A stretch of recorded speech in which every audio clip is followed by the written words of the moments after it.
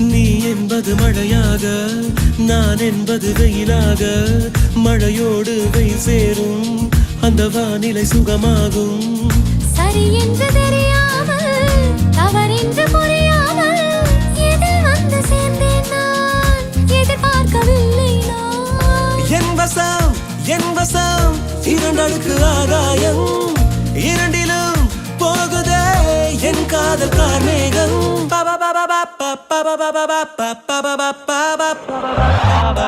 உன்னாலே உன்னாலே விண்ணாடச் சென்றேனே, உன் முன்னே மெய்தாழ நின்றேனே.